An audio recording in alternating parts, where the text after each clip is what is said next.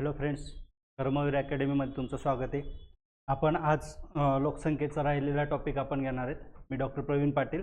आज लोकसंख्या जो राहिलेला टॉपिक आहे तो आपण घेणार आहे. हा आपला टेलिग्राम चॅनल आहे आणि कर्मवीर अकॅडमीच्या नावाने, कर्मवीर अकॅडमी पुणेच्या नावाने आपला यूट्यूब चॅनल आहे. आता आज आपण बघणार आहे, आज जर पाहिलं तर आपण आज आरोग्यविषयक निर्देशांकांचा अभ्यास करणार आहोत.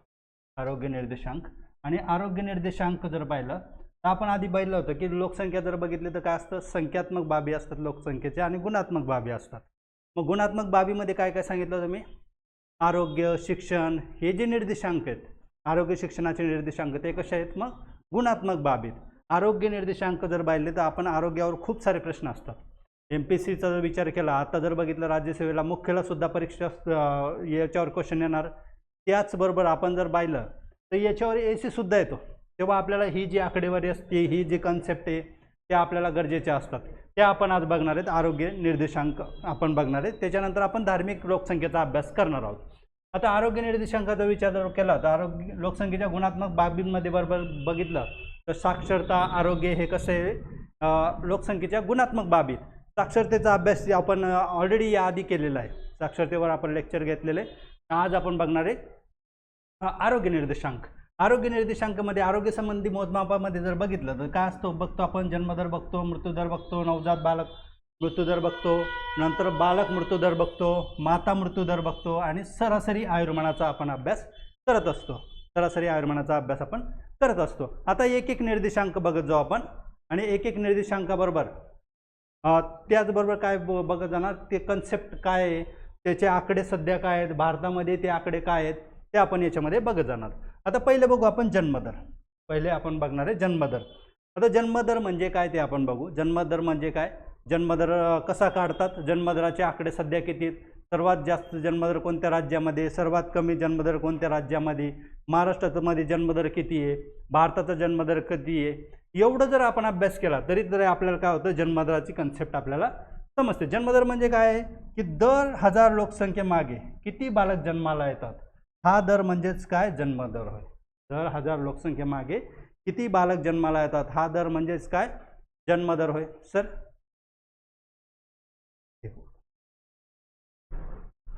दर 1000 लोकसंख्येमागे किती बालक जन्माला येतात याचा दर म्हणजे काय, जन्मदर. म्हणजे समजा भारताची लोकसंख्या 1000 आहे, आपण समजतो एका गावाची लोकसंख्या 1000 आहे. 1000 लोकसंख्येमागे जर 10 बालक जन्माला येत असतील तर किती जन्मदर असणार, 1000. दर 1000 बालकांमध्ये मागे किती मुलं जन्माला येतात त्यालाच काय म्हणतो आपण, जन्मदर. समजा एखादं गाव बघू आपण, एखादं गाव आहे 2000 लोकसंख्या, 2000 लोकसंख्येला जर 20 मुलं जन्माला येत असतील त्या वर्षामध्ये 20 मुलं जन्माला येत असतील तर त्याचा जन्मदर किती असतो, मग 10. जन्मदर किती, मग 10. मग याच्यामध्ये जर बघितलं जन्मदर काढण्याची पद्धत कशी आहे, अशोधित जन्मदर आहे, क्रूड बर्थ रेट आहे. तो कसा काढला जातो, तोच जर बघितलं तर त्याचा निर्देशांक काढायची पद्धत अत्यंत सोपी आहे, अत्यंत सोपी पद्धत आहे. अशोधित जन्मदर जर पाहिला आपण, अशोधित जन्मदराचा विचार केला तर अशोधित जन्मदर म्हणजे जन्मदर जर काढायचा असेल म्हणजे 1000 बालकामागे, 1000 लोकसंख्येमागे किती बालक जन्माला येतात. आता आपल्या भारताची लोकसंख्या किती आहे, 121 कोटी. 121 कोटीला दरवर्षी किती मुलं जन्माला येतात त्याचं नंतर काय करायचं, आपल्याला 1000 मागे ॲव्हरेज काढायचं. 1000 मागे ॲव्हरेज काढायचं तर तो कसा काढायचा असतो, त्यालाच म्हणतो आपण अशोधित जन्मदर. विशिष्ट भूप्रदेशात एका वर्षात जिवंत जन्माला आलेली बालके, म्हणजे विशिष्ट भूप्रदेश बघू आपण, भारताचा, महाराष्ट्राचा असा आपण पकडू. समजा आता महाराष्ट्राचा लोकसंख्या किती, 11.23 कोटी भागिले त्या वर्षाच्या भागिले काय करायचं, आता 11 कोटी मागे किती बालक जन्म, समजा 100 येत, 1000 येत असतील, समजा 1000 अंदाजे बघू आपण, 1000 पेक्षा जास्त 10,000 येत असतील. 10,000 म्हणजे त्या वर्षाला. आणि त्या वर्षाच्या मध्यबिंदू कोणती डेट आली, मध्यबिंदू जर बघितली 1 जुलै किंवा 31 जून, हे कसं आहे, मध्यबिंदू आहे. 1 जुलैची लोकसंख्या जर बघितली, 1 जुलैला समजा 11.23 कोटी आहे, 11.23 कोटी गुणिले 1000 जर केलं तर काय येणार, मग तो महाराष्ट्र राज्याचा जन्मदर येणार. महाराष्ट्र राज्याचा जन्मदर येणार. असा काय काढला जातो, जन्मदर काढला जातो. असा काय काढला जातो. या जर बघितलं या फॉर्म्युल्यावर पण क्वेश्चन विचारले जातात. या फॉर्म्युल्यावर पण क्वेश्चन विचारले जातात. लोकसंख्या कधीची पकडली जाते, 31 डिसेंबरची पकडली जात नाही, तर कधीची पकडली जाते, त्या वर्षाच्या मध्यबिंदूची लोकसंख्या पकडली जाते, त्या वर्षाच्या मध्यबिंदूची लोकसंख्या पकडली जाते. एकूण जन्माला येणारे बालक म्हणजे दर 1000 लोकसंख्येमागे किती बालक जन्माला येतात, हाच म्हणजे काय जन्मदर. एक लक्षात ठेवायचं, त्याचा फॉर्म्युला एक लक्षात ठेवायचा. त्याच्यावर क्वेश्चन विचारले गेलेत आतापर्यंत. आता आपण बघणार आहे भारतामध्ये जन्मदर जर बघितलं काय, आता जर स्वातंत्र्यानंतर बघू आपण. स्वातंत्र्यानंतर जन्मदर कसा आहे, कमी कमी होत आलाय. जन्मदर कसा आहे, कमी कमी होत आलाय. 1951 साली काय होता, 40.8 होता, 40.8. तोच आपण बघितलं होतं लोकसंख्या सिद्धांत, लोकसंख्येच्या टप्पे, त्याच्यामध्ये किती होता, 1920ला किती होता, 48 होता. 48 जन्मदर होता 1920ला. 1951ला किती झाला, 40.8. 40.8. तोच जन्मदर जर बघितलं 2011ला किती होता, 21.8. 21.08. 21.08 का दिलं मी, 2011ला जनगणना झाली आपल्याला, त्यामुळे हे आकडे महत्त्वाचे आहेत जनगणनेचे 2011चे. आणि सध्या जर बघितलं भारताचा जन्मदर किती आहे, 16.15. 2023चा आकडा आहे हा, 16.15. पण आपण याच्यामध्ये बघणार आहेत की आर्थिक पाहणीनुसार म्हणजे भारताच्या इकॉनॉमिक सर्व्हेनुसार मी आकडे दिलेले आहेत. हा कधीचा आकडा आहे, 2023. हा कधीचा आकडा आहे, 16.15 कधीचा आहे, 2023. आता एकदम पाठ म्हणजे पाठ 2023चा असं नाही करायचं, एकंदरीत लक्षात ठेवायचं. 16 लक्षात ठेवलं समजा तुम्ही, नंतर 2020चं बघितलं तर 19.5 आहे. एकदम 19.5 लक्षात राहिलं नाही चालेल, फक्त 19 लक्षात राहिलं तरी पण चालेल, 19.5. आणि सर्वाधिक हे लक्षात ठेवायचं, सर्वाधिक राज्य लक्षात ठेवायचं. 2020चं काय होतं मग, बिहार. 2023ला पण बिहाराचे, 2023ला पण बिहाराचे. तर बिहारचं जर बघितलं सर्वाधिक जन्मदर आहे 25.5. म्हणजे दर 1000 बिहारच्या लोकसंख्येमागे 25 मुलं जन्माला येतात. किती मुलं जन्माला येतात, 25 मुलं जन्माला येतात. आणि तेच सर्वात कमी कुठे येतात मग, अंदमान निकोबारमध्ये 10.8 सर्वात कमी. आणि हे एक केंद्रशासित प्रदेश आहे त्यामुळे मी दिलेलं आहे. सगळ्यात कमी कुठे, अंदमान निकोबारमध्ये आर्थिक पाहणीनुसार. आणि राज्यांचा विचार केला तर सर्वात कमी जन्मदर कसं येतं, मग 2020मध्ये कोणतं राज्य होतं, गोवा 12.1. गोव्याचं किती होतं, 12.1. आणि महाराष्ट्राचं किती होतं 2020ला, 15. 2020ला किती आहे, 15. पण 2023-25 हे काय कमी कमी होत, यांचे पण कमी झालेले. हा जन्मदर पण भारताचा किती झाला, 16.15. किती झाला, 16.15. 2019ला किती मग भारताचा जन्मदर, 19.5. सगळ्यात जास्त काय, बिहार. सगळ्यात कमी काय, अंदमान निकोबार. किंवा मग राज्याचा विचार केला तर गोवा. गोव्यावर क्वेश्चन विचारला गेला आहे. जन्मदरामध्ये कमी असलेले राज्य गोवा, मृत्यूदरामध्ये कमी असलेले राज्य हा पण प्रश्न विचारला गेला आहे. तेव्हा महाराष्ट्र होतं. मोठ्या राज्यांचा विचार केला तर महाराष्ट्रामध्ये मृत्यूदर कमी, मोठ्या राज्यांचा विचार केला तर महाराष्ट्रामध्ये जन्मदर किती मग, 15.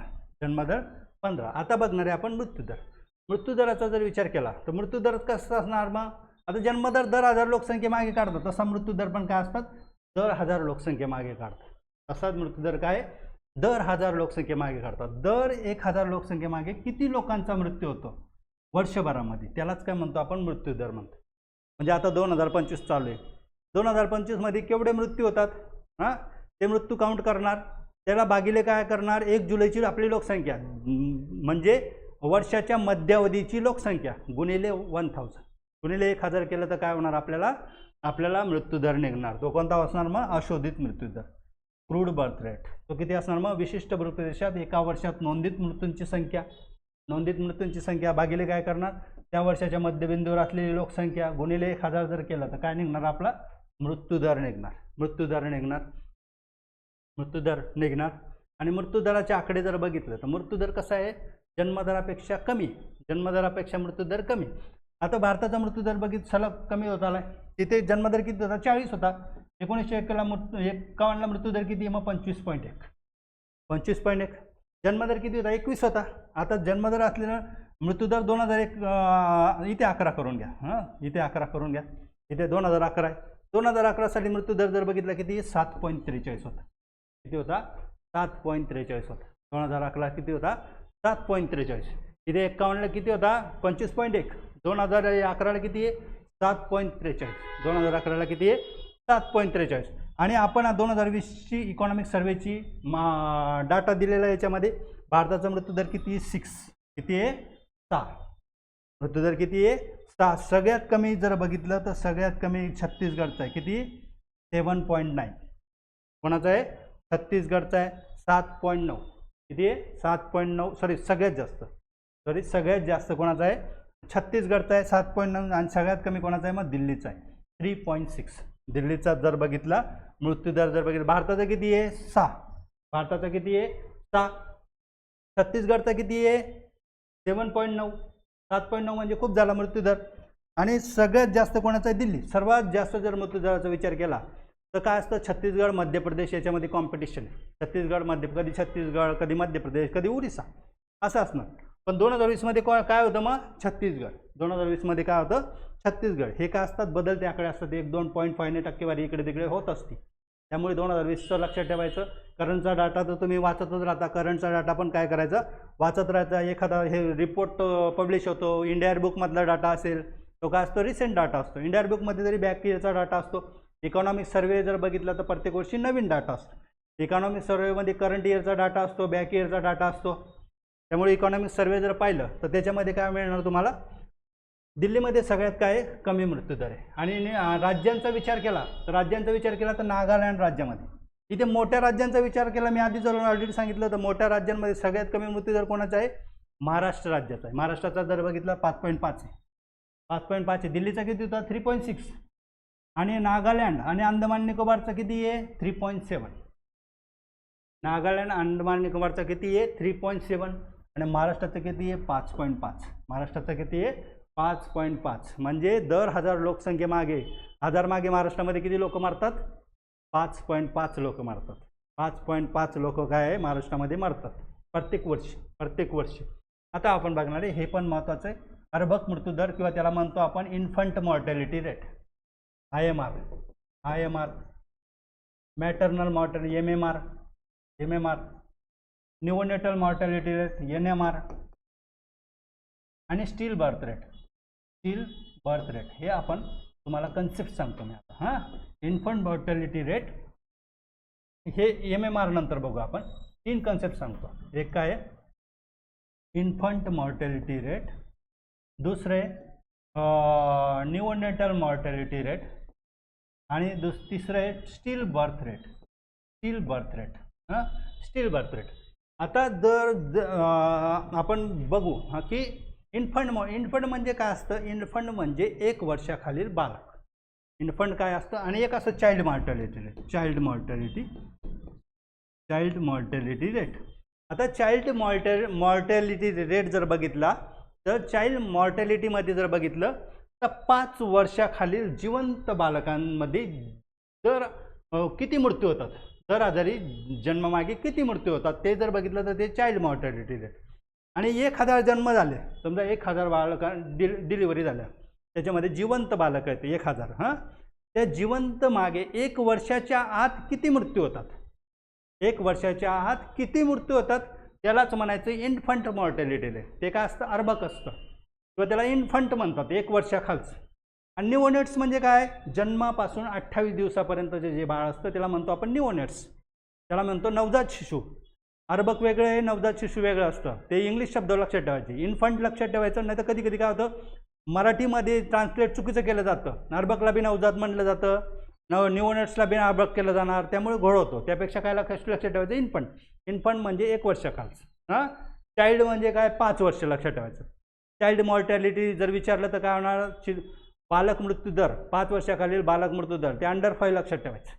नंतर इन्फंट लक्षात विचारलं इन्फंट मॉर्टॅलिटी म्हणजे काय असणार 1 वर्षाखालील जिवंत जन्मामागे 1 वर्षाखालील बालकांचा जो मृत्यूदर असतो त्याला काय म्हणतो आपण इन्फंट मॉर्टॅलिटी रेट. हां 1000 जिवंत जन्मामागे. हां न्यूनेटल मॉर्टॅलिटी म्हणजे काय 1000 डिलिव्हरी झाल्या 1000 डिलिव्हरी त्या लाखो डिलिव्हरी होतात भारतामध्ये.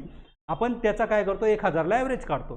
ते 1000 मागे किती 28 दिवसाच्या आत न्यूनेट्स म्हणजे काय 28 दिवसाच्या आत मृत्यू होतात त्याला काय म्हणतो आपण न्यूनेटल मॉर्टॅलिटी रेट. आणि स्टील बर्थ रेट म्हणजे काय जन्मजात मृत बालक. ज्या गर्भावस्थेमध्ये एखादी स्त्री गर्भवती ती जर 28 वीकची गर्भवती 28 वीक्स. हां 28 वीक्स नंतर काय म्हणजे 7 महिन्यानंतर तिची डिलिव्हरी झाली. कधी कधी पोटातच बाळ काय असतं मृत असतं. मग ते काय डिलिव्हरी केली जाते किंवा त्याचं सीझर केलं जातं आणि ते मृत बालक काढलं जातं. कधी कधी जन्मायचे म्हणजे मृतच जन्माला येतं म्हणजे त्याच्यामध्ये लाईफच नसती. जे बालक जन्मल्यानंतर त्याच्यामध्ये लाईफच नसते, म्हणजे ते जिवंतच नसतं, त्याला काय म्हणतो आपण स्टिल बर्थ. त्याला काय म्हणतो स्टिल बर्थ. मग ते कोणतं काउंट केलं जातं तर आपण जर बघितलं 28 वीकच्या आधीचा जर गर्भपात झाला तर त्याला गर्भपात म्हणलं जातं. ते याच्यामध्ये येत नाही, स्टिल बर्थमध्ये येत नाही, स्टिल बर्थमध्ये येत नाही, ते गर्भपात असं म्हणतो आपण. आणि जर 28 वीकची गर्भवती असेल आणि तिच्या बाळाचा गर्भपात जरी झाला किंवा ते जन्माला येणारा बाळ जर मृत असेल तर त्याला काय म्हणतो आपण स्टिल बर्थ रेट म्हणतो. म्हणजे एक तर पूर्ण वयाचं पण असेल आणि दुसरं काय असणार 28 वीकचं पण असेल, 28 वीकचं पण असेल तर त्याला काय म्हणतो आपण स्टिल बर्थ. 28 वीक जर बघितलं 4 24 आणि 4 28 म्हणजे 7 महिन्याचं बालक असतं. 7 महिन्याच्या पुढचं जर बाळ जन्माला मृत आलं तर त्याला म्हणतो आपण स्टिल बर्थ रेट. आपण एक कन्सेप्ट बघत जाऊ. स्टिल बर्थ, त्याला काय म्हणतो स्टिल बर्थ रेट. हा जो स्टिल बर्थ रेट आहे ना आपल्याला सिंगल डिजिटमध्ये आणायचं आहे. कसं आणायचं आहे सिंगल डिजिटमध्ये. इन्फंट मॉर्टॅलिटी रेट आपल्याला जर बघितलं, इन्फंट मॉर्टॅलिटी रेट आपल्याला जर बघितलं, एक काय होतं मिलेनियम डेव्हलपमेंट गोल्स होते, सस्टेनेबल डेव्हलपमेंट गोल्स होते. मिलेनियम डेव्हलपमेंट गोल्सचं टार्गेट होतं आपलं 2010 पर्यंत काय होतं आपल्याला 28च्या खाली हा IMR आणायचा होता. 28च्या खाली IMR आणायचा होता. आणि हे मॅटर्नल मॉर्टॅलिटी MMR किती आणायचा होता 100च्या खाली. किती आणायचा होता 100च्या खाली. 1 लाख डिलिव्हरी मागे जर बघितलं तर काय होतं 1च्या खाली, 1 लाखामागे 1 लाख डिलिव्हरीच्या मागे काढतात. ते किती आणायचं होतं आपल्याला 1च्या खाली. सॉरी 1000ला काय होतं 1000ला 1 आणि सॉरी 1000ला आपल्याला 1 आणायचं आहे आणि लाखाला 100च्या खाली आणायचं. लाखाला काय आहे 100च्या खाली MMR आणायचं आहे आपल्याला. 100च्या खाली MMR आणायचं आहे. आता तो MMR आपण कसं काढायचा काय काढायचा ते पुढे आपण बघणार आहेत. आपण आता बघतोय infant mortality rate. Infant mortality rate तिन्हीमधला डिफरन्स, चारीमधला डिफरन्स समजला तुम्हाला. चाइल्ड मॉर्टॅलिटी म्हणजे 5 वर्षाखालील, इन्फंट म्हणजे 1 वर्षाखालील, निओनेट्स म्हणजे 28 दिवसाखालील. 28 म्हणजे एखादं बाल जन्माला आलं ते जिवंत आहे आणि 1 तासात मेलं, काही अर्ध्या तासात मेलं तरी ते कशामध्ये जाणार निओनेटल मॉर्टॅलिटीमध्ये जाणार. आणि एखादं काय जन्मलं आणि ते मृतच जन्मलं म्हणजे आईच्या पोटामध्येच मृत्यू झालेला आहे ते काय असणार स्टिल बर्थमध्ये जाणार. ते कशामध्ये जाणार स्टिल बर्थ रेटमध्ये जाणार. स्टिल बर्थ रेटमध्ये काउंट केलं जाणार. आता आपण बघू अर्भक इन्फंट मॉर्टॅलिटी. दर 1000 जिवंत जन्मामागे 1 वर्षाखालील बालकांच्या मृत्यूदरास काय म्हणतो आपण अर्भक मृत्यूदर असं म्हणतो. म्हणजे 1000 जिवंत जन्म झाले म्हणजे डिलिव्हरी झाल्या त्याच्यामधल्या जर डिलिव्हरी तर 1000 मागे 1 जास्त पण होऊ शकतात, 1020 पण होऊ शकतात. त्याच्यामध्ये 10 बालक जर डायरेक्ट मृत्यू झाले तर ते याच्यामध्ये काउंट केलं जाणार का नाही.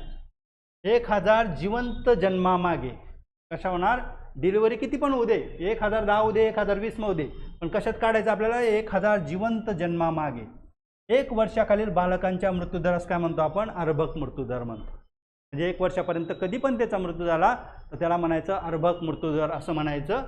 तो जर बघितलं भारतामध्ये मृत्यूदर सतत कमी होत आला. हे वाक्य तर सगळ्यांसाठी कॉमन आहे.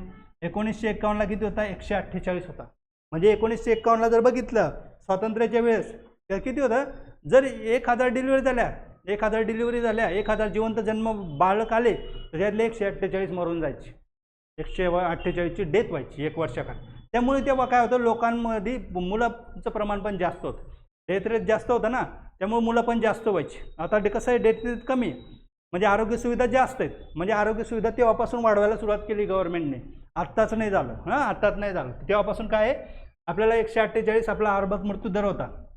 1999ला किती आला तो 70 आला. म्हणजे डायरेक्ट निम्मा आला. किती आला 70 आला.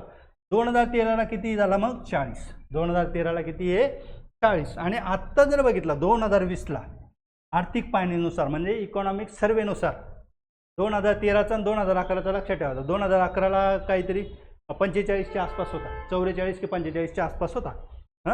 तर आर्थिक पाहणीनुसार इकॉनॉमिक सर्वेनुसार बघितलं तर किती 28. हे टार्गेट कधीचं होतं 2010चं होतं. आपलं जो मिलेनियम डेव्हलपमेंट गोल्स होतं भारताचं त्याच्यामध्ये किंवा लोकसंख्या धोरण होतं. लोकसंख्या धोरणाचं टार्गेट होतं हे 28च्या आत काय करायचा जन्मदर आणायचं. सॉरी इन्फंट मॉर्टॅलिटी दर आणायचा. 28च्या खाली काय होता इन्फंट मॉर्टॅलिटी रेट.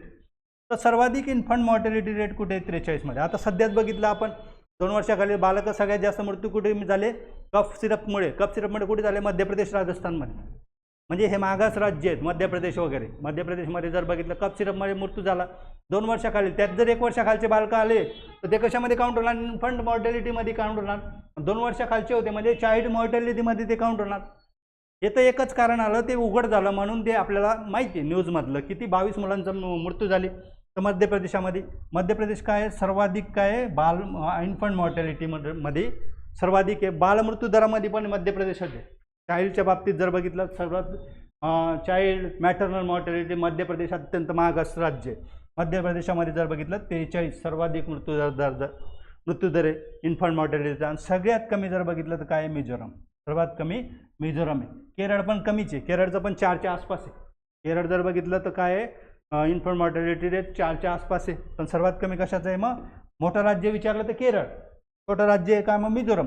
कधी कधी मिझोरम ऑप्शन नसणार केरळ असणार तेव्हा आपण काय करणार मग केरळ टिक करणार. कशात काय टिक करायचं केरळ टिक करायचं. महाराष्ट्राचं जर बघितलं इन्फंट मॉर्टॅलिटी रेट किती आहे 16. इन्फंट मॉर्टॅलिटी रेट किती आहे 16. आपण बघणार आता चाइल्ड मॉर्टॅलिटी रेट.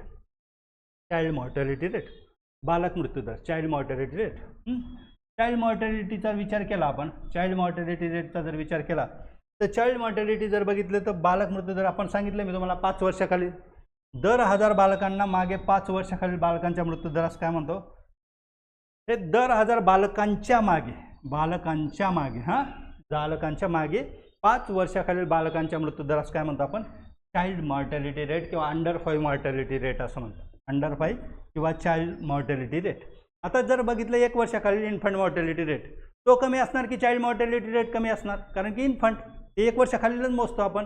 आणि चाइल्ड मॉर्टॅलिटी रेटमध्ये काय मोजणार 5 वर्षाखाली. मग ते 1 वर्षाखालील ते पण त्याच्यामध्ये काउंट होणार.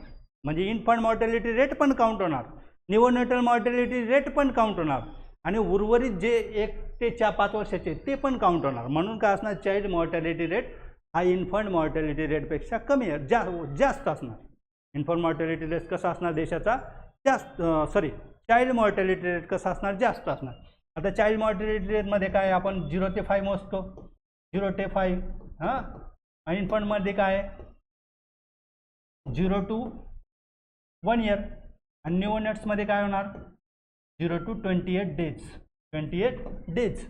मग चाइल्ड मॉर्टॅलिटीमध्ये हा neonatal mortality rate plus infant mortality rate plus काय होणार 4 ते 5 या वयोगटातले 1 ते 5 1च्या पुढचे 1 ते 5 हे सगळे काउंट होणार. म्हणून काय असणार हा निओनेटल मॉर्टॅलिटी रेट याच्यामध्ये समाविष्ट असतो आणि हे दोन्ही याच्यामध्ये समाविष्ट चाइल्ड मॉर्टॅलिटी रेटमध्ये. म्हणून चाइल्ड मॉर्टॅलिटी रेट हा काय असतो जास्त असतो कशापेक्षा इन्फंट आणि निओनेटल मॉर्टॅलिटी रेटपेक्षा.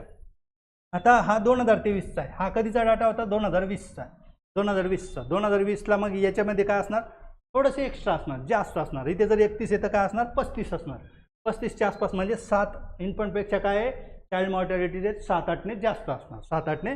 आता हा 2023चा डाटा आहे आपल्याकडे sample registration system India. Sample registration system इंडियानुसार जर बघितलं तर भारतामध्ये जर बघितलं भारताचा 2023चा चाइल्ड मॉर्टॅलिटी रेट किती मग 31 आहे. किती आहे 31.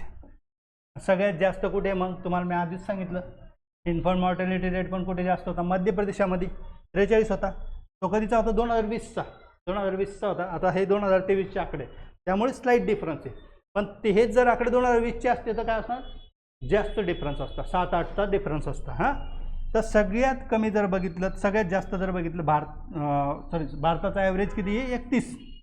जास्त आकड्यामुळे थोडंसं गोड होतो हां ते तेवढं समजून घ्या तुम्ही. जास्त आकडे आहेत आपल्याकडे या लोकसंख्यामध्ये त्यामुळे थोडंफार इकडे तिकडे सर्वाधिक कमी असं होऊन जातं हां. त्यामुळे ते लेक्चर असताना थोडंसं समजून घ्यायचं तुम्ही पण. आता जर बघितलं भारताचं किती मग 31. सर्वाधिक कुठे मग मध्य प्रदेश किती आहे 44. तिथे किती होता 43. आणि सर्वात कमी कुठे मग केरळ. सर्वात कमी मग केरळ किती 8. इथे काय होतं मिझोरम. आणि केरळचा आपण 4च आहे म्हणजे केरळ पण कमीमध्येच आहे. पण जर छोटे राज्यांचा विचार केला तर मिझोरम. सगळ्या राज्यांचा विचारलं तर मिझोरम.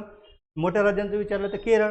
इथे पण काय आहे मग केरळ. आरोग्य निर्देशांकामध्ये काय आहे, केरळ राज्य सगळ्यात पुढे. केरळ राज्य काय आहे, सगळ्यात पुढे. आणि नंतर महाराष्ट्राचा किती आहे मग 18 आहे. महाराष्ट्राचा किती आहे 18. महाराष्ट्राचा किती आहे 18. महाराष्ट्राचा जर बघितलं चाइल्ड मॉर्टॅलिटी रेट किती आहे मग 18. इथे किती होता 16. इथे किती आहे 16. आता आपण पुढचं बघू. आता नवजात शिशु मृत्यू दर याच्यामध्ये राज्य नाही दिले मी तुम्हाला, कारण काय आहे हे 2023चा आकडा आहे, नाही 2020चा आकडा आहे. हा 2023ला 17 आहे. 2023ला जर बघितलं 17 आहे. 17 न्यू डेटल मॉर्टॅलिटी रेट किती आहे. मार्ताचं किती सांगितलं होतं मी तुम्हाला 2020ला 28. न्यू नेटल काय असणार त्याच्यापेक्षा कमी असणार. न्यू नेटल कमी असणार.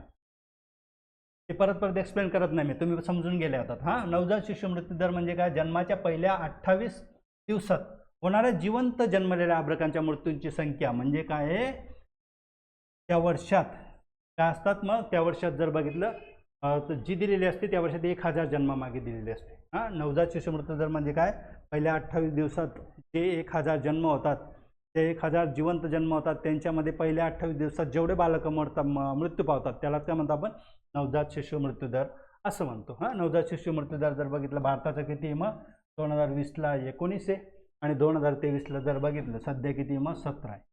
ते किती आहे 17. आता आपण बघणार आहे मॅटर्नल मॉर्टॅलिटी रेट.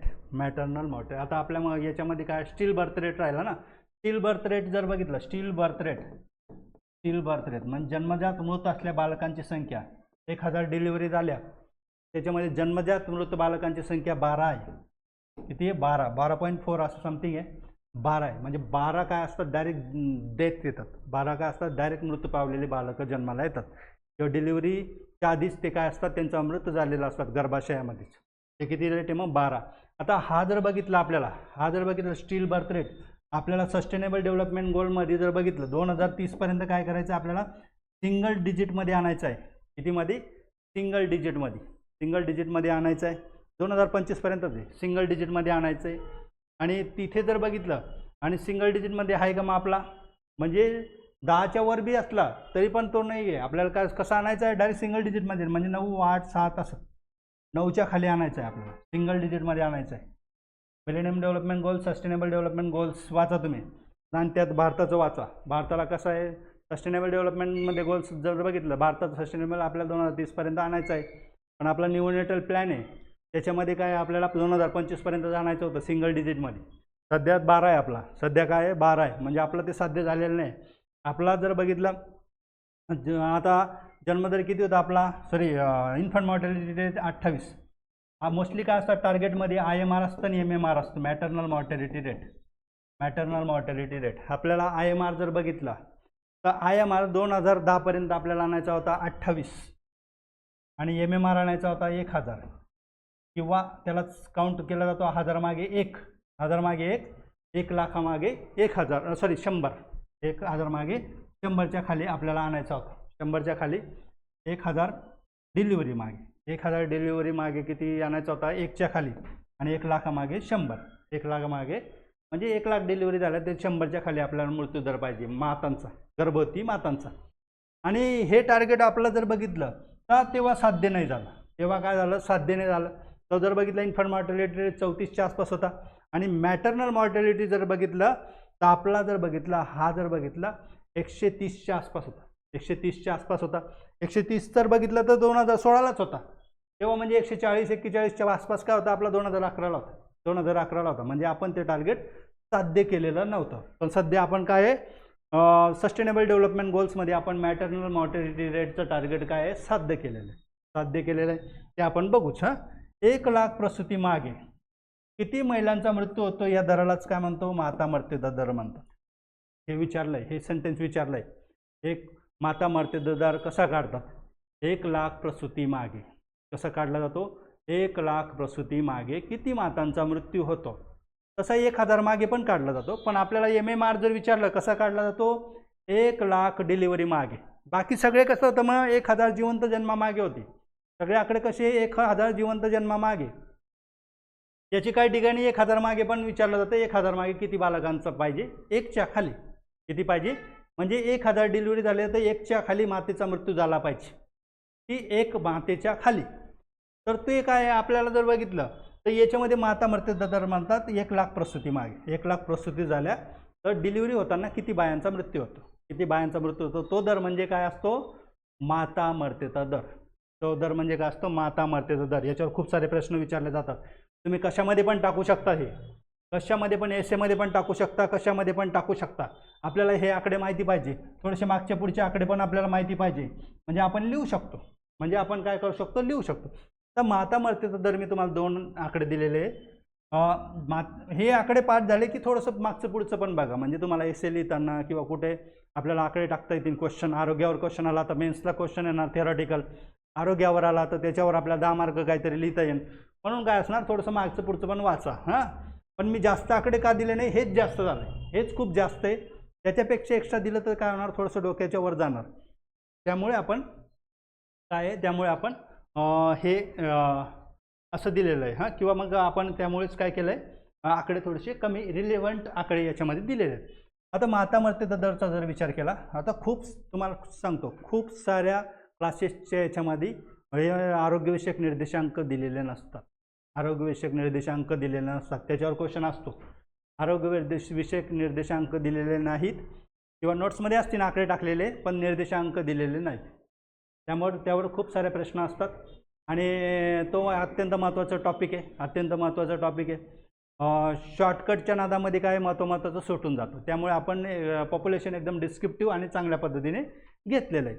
आता जर बघितलं माता मृत्यूचा दर 2020-22 जर बघितलं, रजिस्ट्रार जनरल ऑफ इंडियानुसार जर बघितलं, भारताचा माता मृत्यूचा दर जर बघितला 2020-22ला किती होता, 88 होता. आपल्याला किती साध्य करायचा होता, 100च्या खाली, म्हणजे आपलं हे टार्गेट कंप्लीट झालं, आपलं हे टार्गेट कंप्लीट झालं. जेव्हा मिलेनियम डेव्हलपमेंट गोल्समध्ये नाही कंप्लीट झालं पण सस्टेनेबल डेव्हलपमेंट गोल्समध्ये झालं, म्हणजे भारताच्या लोकसंख्या धोरणामध्ये मध्यावधीचं टार्गेट होतं 2010 पर्यंत, पण ते आपलं साध्य नाही झालं. तर कधी साध्य झालं, 2020मध्ये साध्य झालं. सर्वाधिक माता मृत्यूचा दर हा क्वेश्चन विचारला गेला आहे आसाम राज्याचा. आसाम राज्याचा जर बघितलं किती आहे, 167. सर्वाधिक माता मृत्यूचा दर कशाचा आहे, आसाम राज्याचा. म्हणजे 1,00,000 डिलिव्हरी झाल्या आसाममध्ये तर 167 मातांचा मृत्यू होऊन जातो, 167 मातांचा मृत्यू होतो, म्हणजे खूप जास्त आहे हे प्रमाण. जर बघितलं खूप जास्त आहे. तर सर्वात कमी कुठे, मग केरळ. केरळ सर्वात कमी कुठे, 20. कुठे, मग केरळमध्ये 20. कुठे, केरळमध्ये. म्हणजे जिथे जिथे साक्षरता जास्त आहे, केरळमध्ये साक्षरता जास्त आहे, गोव्यामध्ये साक्षरता जास्त आहे. जिथे साक्षरता जास्त आहे तिथे काय आरोग्यविषयक निर्देशांक चांगले आहेत, आणि जिथे आरोग्यविषयक निर्देशांक चांगले आहेत तिथे काय डेव्हलपमेंट पण चांगले. एवढे काय डेव्हलपमेंट, आता केरळचे जर बघितले लोक शिक्षणामध्ये चांगले, सगळे अरब कंट्रीमध्ये केरळचे नर्सेस गेले आहेत, केरळचे काय म्हणजे ह्युमन रिसोर्स गेलेले आहेत तिकडे, केरळचे ह्युमन रिसोर्स गेलेले आहे. आपलं जर जे डेव्हलप राज्य असतील, महाराष्ट्राचे कमीच बाहेर जातात, इंजिनियर जातात, डॉक्टर्स जातात, पण असे स्किल वर्कर नाही जातात महाराष्ट्रातले, कारण की आपल्याकडे स्किल कमी आहे, आपल्याकडे स्किल डेव्हलपमेंट कमीच आहे महाराष्ट्रामध्ये कंपॅरेटिव्हली साऊथच्या राज्यांपेक्षा, साऊथच्या राज्यांपेक्षा कमीच आहे. तर काय आहे, स्किल डेव्हलपमेंट जर दिली तर काय होणार, आपले पण काय होणार, आपले पण लोक काय होणार, इतर देशांमध्ये किंवा जिथे जिथे गरज आहे तिकडे काय होणार, जाणार, तिकडे जाणार. तर याच्यामध्ये जर बघितलं सर्वात जास्त माता मृत्यू दर कुठे, मग आसाममध्ये. सर्वात कमी कुठे, केरळमध्ये. आणि महाराष्ट्रामध्ये जर बघितलं तर किती आहे, मग 38. महाराष्ट्रामध्ये किती आहे, मग 38. महाराष्ट्रामध्ये पण माता मृत्यूचा दर कमी आहे. आणि माता मृत्यूचा दर जर विचार केला, हे क्वेश्चन हे जे आकडे आहेत ना, हे विचारले गेलेले आहेत, हे आकडे विचारले गेलेत. हे जे आकडे मी तुम्हाला देणार ना आता, हे 2016चे आकडे आहेत, हे नीती आयोगानुसार आहेत, हे नीती आयोगानुसार आहेत. नीती आयोगानुसार जर बघितलं 2016चा विचार केला नीती आयोगानुसार, तर भारताचं किती होता तेव्हा, 130. 2016लाच आपण टार्गेट इनकम्प्लीट होतं. आसाम तेव्हा किती होता, 237. इथे किती, 167. तिथे तेव्हा किती होतं, 237. म्हणजे याच्यापेक्षा 60ने जास्त होतं, 60ने काय होतं, जास्त होतं. केरळ किती होतं तेव्हा, 46. केरळचा आता किती आला, 20. महाराष्ट्र किती, 61. महाराष्ट्र किती आला, 38. महाराष्ट्र किती, 38. म्हणजे केरळ काय तेव्हा पण कमी होतं, आत्ता पण कमी माता मृत्यूचा दरामध्ये.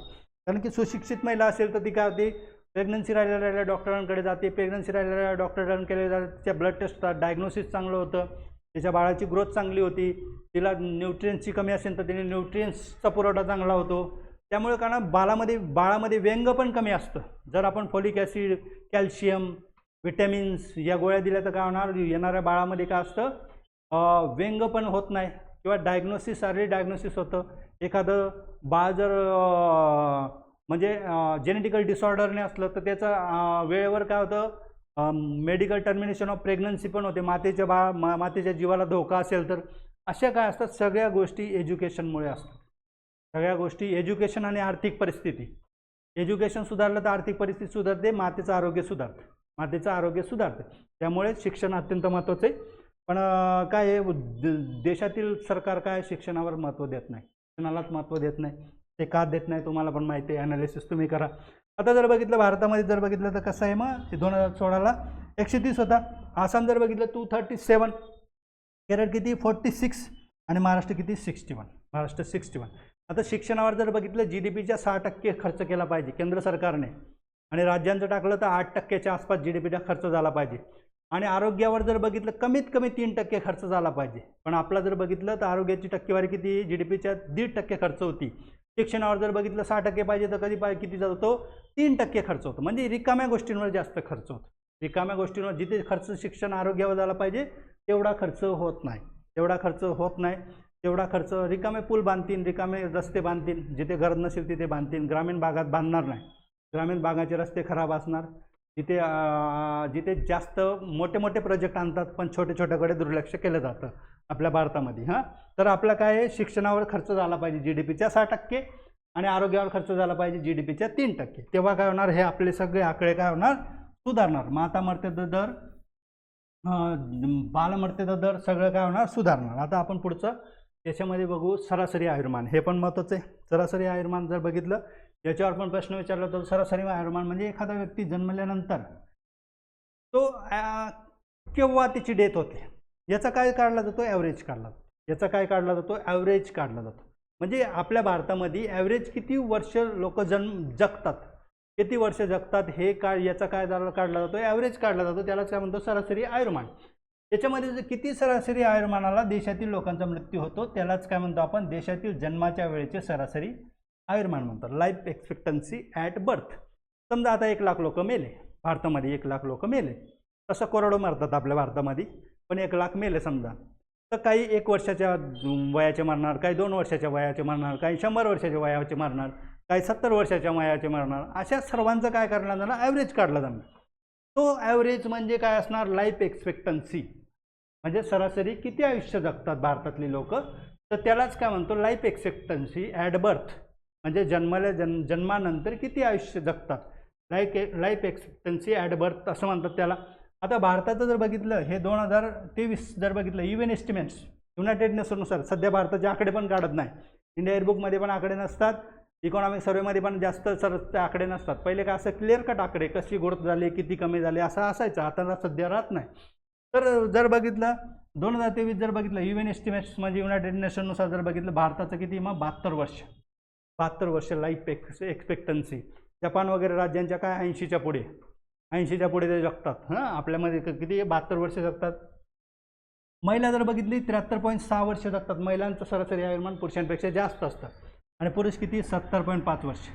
म्हणजे पुरुषांपेक्षा महिला किती आहे, महिला जर बघितलं तर काय होणार, 3.5 वर्ष एक्स्ट्रा जगतात. म्हणजे 72च्या 1.5 वर्ष एक्स्ट्रा काय आहेत, महिला जगतात. 72च्या 1.5 वर्ष कमी काय आहेत, मग पुरुष जगतात. म्हणजे सरासरीपेक्षा 1.5 वर्ष एक्स्ट्रा महिला जगतात, सरासरीपेक्षा कमी 1.5 वर्ष काय पुरुष जगतात. म्हणजे जर बघितलं महिला किती 73.6 वर्ष आणि पुरुष जर बघितलं 70.5 वर्ष. 70.5 वर्ष. आता सगळ्यात जास्त तुम्ही म्हणा 73.6 महिलांचं कसं आलं, 73.5 यायला पाहिजे, पण तसं नाही. निम्मे महिला आहेत का, 50% महिला आणि 50% पुरुष आहेत का, नाही. 50% महिला नाहीत. पुरुष किती आहेत, 51.5%. महिला किती आहेत, 48.5%. त्यामुळे महिलांचं जर बघितलं ॲव्हरेज त्याचा काढला जातो. 73.6 वर्ष काय महिला जगतात, 70.5 वर्ष पुरुष जगतात. हे नुसतं लक्षात ठेवलं तरी चालते. असं काही एकदम कट टू कट पाठ पाहिजे असं नाही. फक्त 70च्या वर आहे आपला लाईफ एक्सपेक्टन्सी हे आपल्याला माहिती पाहिजे. 72 वर्ष. तर सगळ्यात जास्त कुठे, मग केरळ 78.5, 78.4 केरळमध्ये. म्हणजे केरळचे लोक जास्त जगतात, पण मी तुम्हाला सगळे कारणं सांगितले. आणि सगळ्यात कमी कुठे, मग छत्तीसगड. छत्तीसगडमध्ये तर मृत्यूदर पण जास्त होता, 7.9 होता. इथे जर बघितलं तर कधी मग सरासरी आयुर्मान 65 वर्ष, 65.2 वर्ष, म्हणजे तिथे 65.2 वर्ष जगतात. कुठे? छत्तीसगडमध्ये. आणि महाराष्ट्राचं जर बघू आपण, महाराष्ट्राचं सरासरी आयुर्मान जर बघितलं तर महाराष्ट्र जर बघितलं 1 वर्षाने एक्स्ट्रा आहे, समजा 72च्या आसपासच आहे, 72.9, 1 वर्ष एक्स्ट्रा आहे देशापेक्षा महाराष्ट्राचं थोडं बेटर आहे, 72.9 वर्ष. महिला जर बघितली 75.5 वर्ष, हे महिला खूप जास्त आहेत. पुरुष जर बघितले 71.6 वर्ष. हे काय? महाराष्ट्राचं सरासरी आयुर्मान. आता आपण बघणार आहे जनन दर, फर्टिलिटी रेट.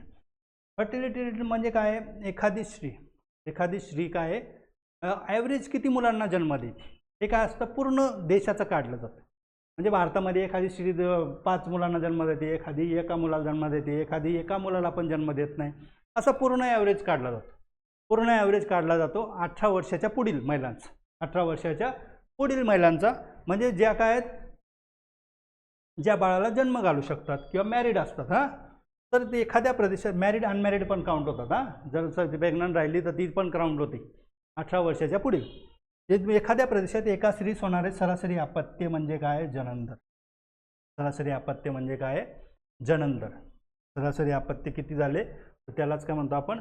जनन दर असं म्हणतो. जनन दर म्हणतो म्हणजे ॲव्हरेज काढला जातो देशाचा जनन दर जर बघितलं तर किती? 1.98. 1.98 आपलं लोकसंख्या धोरण होतं. लोकसंख्या धोरणाचा मध्यावधी मिड टर्म टार्गेट होतं की आपल्याला जनन दर किती आणायचा होता? 2.1च्या खाली. 2.1 काय आहे? रिप्लेसमेंट रेट म्हणतात त्याला. रिप्लेसमेंट रेट म्हणजे याच्या खाली आलं तर काय होणार? जन्मदर मृत्यूदर थोडेसे बॅलन्स होणार आणि आपली लोकसंख्या वाढ थांबणार. त्यालाच काय म्हणतो आपण? Replacement rate. रिप्लेसमेंट रेटच्या खाली जर आलं तर आपली काय होणार? लोकसंख्या स्थिरीकरणाकडे जाणार. आपली लोकसंख्या आता रिप्लेसमेंट रेटच्या खाली आलं ना 1.98, म्हणजे आपली लोकसंख्या आता स्थिरीकरणाकडे जाते. स्थिरीकरणाकडे का जात नाही? वरचे जे राज्य समजा उत्तर प्रदेश झालं, बिहार झालं, यांच्यामध्ये कसं आहे? जास्ती जनन दर आहे, जनन दर जास्त आहे. या राज्यांचा जनन दर जास्त आहे ते तर आहेच, पण त्यांची लोकसंख्या बी जास्त आहे. त्यामुळे तिथे जन्मदर तिथे काय होणार? तिथे लोकसंख्या वाढ जास्त होणार. तिथे लोकसंख्या वाढ. आणि खाली राज्य कसे आहेत? कमी लोकसंख्येचे आहेत आणि त्यांचा जनन दर जरी कमी असला म्हणजे लोकसंख्येमध्ये घट जरी झाली तर कमी प्रमाणात होईल, पण लोकसंख्या वाढ जास्त प्रमाणात होईल. त्यामुळे लोकसंख्या वाढ आपल्या भारतामध्ये होणार. भारतामध्ये अजून काही दिवस जोपर्यंत आपण त्यांना पूर्ण शिक्षित करत नाही, त्या राज्यांना शिक्षित करत नाही, त्यांच्या लोकसंख्येवर कंट्रोल आणत नाही, तोपर्यंत काय होणार? आपली लोकसंख्या वाढत जाणार. तर आपण आता सध्या जर बघितलं रिप्लेसमेंट रेटच्या खाली आपली लोकसंख्येचा जनन दर आलेला आहे. म्हणजे काय आहे? एखादी स्त्री ॲव्हरेज किती बाळांना जन्म देते त्यालाच काय म्हणतो? जनन दर. एवढं लक्षात ठेवा तुम्ही. काय ॲव्हरेज किती बाळांना जन्म. आता बिहारचा जर बघितला किती? 2.8. आता बिहारला 2.1च्या खाली आणायला किती वर्ष लागतील? अजून 10 वर्ष तर लागणार. म्हणजे 10 वर्ष आपली लोकसंख्या कमी होणार नाही. लोकसंख्या कमी. बिहार आहे, उत्तर प्रदेश आहे, छत्तीसगड आहे, MP आहे, या राज्यांचा जनन दर कसा आहे? जास्त आहे. राजस्थान. हां, म्हणून काय जर बघितलं बिहारचा किती? 2.8. दिल्लीचा किती आहे मग? 1.2. केरळचा पण कमी आहे. हां, केरळचा पण कमी आहे. आणि मोठ्या राज्यांचा विचार केला तर काय? पश्चिम बंगाल आणि तामिळनाडू किती आहे? 1.3. जनन दर किती आहे? 1.3. आणि महाराष्ट्राचं किती आहे? 1.4. महाराष्ट्राचं बी आता जनन दर काय? कमी झालेला आहे. पहिल्यापासून कमी होता, 2010ला पण कमीच होता. आपण रिप्लेसमेंट रेटच्या खालीच होतो. रिप्लेसमेंट रेट किती? 2.1 होता. हा विचारला आहे रिप्लेसमेंट रेट. आपलं जर बघितलं लोकसंख्या धोरणाचा मध्यावधी मिड टर्म टार्गेट होतं. ते आपण बघणार आहे. लोकसंख्या धोरण आपण बघणार आहे, सेपरेट एक लेक्चर त्याच्यावर बघणार आहे. तर किती मग? 1.4, 1.3, 2.1. 2.1 काय? Replacement rate. भारताचा किती? 1.98. बिहार किती आहे? 2.8 सर्वाधिक. दिल्ली सर्वाधिक कमी 1.2 आहे जनन दर. पश्चिम बंगाल आणि तामिळनाडू किती आहे? 1.3. पश्चिम बंगाल आणि तामिळनाडू किती आहे? 1.3 आहे. आता आपण पुढचा टॉपिक बघणार आहे, झोपडपट्टीमध्ये राहणारी लोकसंख्या. याच्यावर पण प्रश्न विचारला गेला आहे, त्यामुळे आपण हा टॉपिक टाकलेला आहे. इतर कोणत्याही क्लासच्या नोट्समध्ये हा टॉपिक नाही आहे. तर झोपडपट्टीत राहणारी लोकसंख्या काय काय विचारलं गेलं मी तुम्हाला सांगेल. हां, याचा क्रमलावा पण विचारलेला आहे. त्याच्यामध्ये सर्वाधिक लोकसंख्या कोणत्या राज्यामध्ये ते पण विचारलेलं आहे. सर्वाधिक लोकसंख्या कोणत्या शहरामध्ये ते पण विचारलं आहे. हे पण काय आहे? विचारलेलं आहे. आता जर बघितलं 2011चा जर विचार केला तर सध्या काय भारतामध्ये 6.2 कोटी लोकसंख्या काय झोपडपट्टीमध्ये राहते. आता जर बघितलं आता त्याच्या डबल असेल, आता काय त्याच्या डबल असणार. 2011 मध्ये किती 6.2 कोटी. एकूण ग्रामीण शहरी लोकसंख्या किती होती 37 कोटी, 37.7 कोटी होती. 37.7 कोटी. ग्रामीण लोकसंख्या किती होती शहरी लोकसंख्या 37.7 होती कोटीमध्ये. टक्केवारीमध्ये किती होती 31.5%. हां, आणि कोटीमध्ये लोकसंख्या 37.7 होती. शहरी लोकसंख्या जर बघितली 83.4 होती आणि टक्केवारीमध्ये जर बघितली 68.5 होती. 68.5%. कोटीमध्ये जर बघितली तर ही ग्रामीण लोकसंख्या होती, ही शहरी लोकसंख्या. या 37.7 कोटीपैकी किती लोकसंख्या राहती झोपडपट्टीमध्ये 6.2 कोटी. म्हणजे एकूण नागरी लोकसंख्येच्या जर बघितलं 16% लोकसंख्या, 16% लोकसंख्या कुठे राहते झोपडपट्टीमध्ये राहते. झोपडपट्टीमध्ये राहते. सर्वाधिक झोपडपट्टीमध्ये राहणारी लोकसंख्या कुठे मग महाराष्ट्रामध्ये. सर्वाधिक झोपडपट्टीमध्ये राहणारी लोकसंख्या कुठे मग महाराष्ट्रामध्ये. किती कोटी आहे 1.81 कोटी. म्हणजे 6 कोटीतले 1.81 कोटी झोपडपट्टीमध्ये राहतात, महाराष्ट्रामध्ये जातात. आणि झोपडपट्टीमध्ये जर बघितलं उत्तर प्रदेश आणि आंध्र प्रदेशमध्ये त्याच्यानंतर क्रमांकाला. त्यानंतर काय उत्तर प्रदेश आणि आंध्र प्रदेश. नंतर 2011 जनगणनेनुसार जर बघितलं झोपडपट्टीमध्ये राहणाऱ्या लोकसंख्येचा उतरता क्रम जर बघितला तो खालीलप्रमाणे. महाराष्ट्रात जर बघितलं तर काय मग 1.81 कोटी तुम्हाला सांगितले मी. ते आकडे नका पाठ करू पुढचे, महाराष्ट्राचं लक्षात ठेवा फक्त 1.81 कोटी. नंतर उत्तर प्रदेश आंध्र प्रदेश हे 3 राज्य तरी लक्षात ठेवा. नंतर मग मध्य प्रदेश गुजरात दिल्ली जर बघितलं शहरांमध्ये जर बघितलं मुंबईनंतर दिल्लीमध्ये सगळ्यात जास्त लोकसंख्या झोपडपट्टीत राहणार. मुंबईनंतर कुठे मग दिल्लीमध्ये सगळ्यात जास्त लोकसंख्या आहे. आता हा जो बघितला असाच प्रश्न विचारला होता, सेम टू सेम लाईन विचारली होती. महाराष्ट्रामध्ये झोपडपट्टीचा जर विचार केला सर्वाधिक लोकसंख्या कुठे राहते मग मुंबई शहरामध्ये. मुंबई शहराची 65 लाख लोकसंख्या म्हणजे एकूणातली 55% लोकसंख्या झोपडपट्टीमध्ये राहते. मुंबई शहराचा जर विचार केला तर 2 जिल्हे आहेत, मुंबई शहर आणि मुंबई उपनगर. याची लोकसंख्या जर बघितली ती किती आहे 1.24 कोटी. 1.24 कोटी लोकसंख्या मुंबई शहराची. हां, मी तुम्हाला सांगितलं होतं मुंबई नागरी संकुल वेगळं आहे, अर्बन ॲग्लोमरेशन ही कन्सेप्ट आपण सांगितलेली पहिले नागरी भागाच्या याच्यामध्ये. त्याची लोकसंख्या किती होती 1.84 कोटी. म्हणजे त्याच्यामध्ये काय आहे ठाणे पण आहे, नवी मुंबई पण आहे, ठाण्यातले काही नागरी लोकसंख्या पण आहे. ती किती होती मग 1.84 कोटी. ठाणे पूर्ण जिल्हा नव्हता, त्याच्यातली ठाण्यातली नागरी लोकसंख्या काउंट होती याच्यामध्ये. हां, ठाणे शहर असेल, कल्याण शहर असेल, याची सगळी काय नागरी लोकसंख्या. हां, नागरी लोकसंख्या जर बघितली तर किती होती मग मुंबई अर्बन ॲग्लोमरेशनची लोकसंख्या जर बघितली नागरी संकुल वेगळ्या कन्सेप्ट आहे आणि सिटी वेगळं आहे, मेट्रोपॉलिटन सिटी वेगळं आहे, ते आपण घेतलेलं आहे. तर मुंबई शहराची किती मग 1.24 कोटी. त्याच्यामध्ये 2 जिल्हे आहेत, मुंबई शहर आणि उपनगर. तर 1.24 कोटी. हां, 1.24 कोटीमध्ये जर बघितलं 65 लाख. 1.24 मध्ये 65 लाख म्हणजे किती झालं 55% लोकसंख्या झोपडपट्टीमध्ये राहते. 55% लोकसंख्या काय राहते झोपडपट्टीमध्ये राहते. हे काय विचारलं गेलेलं आहे.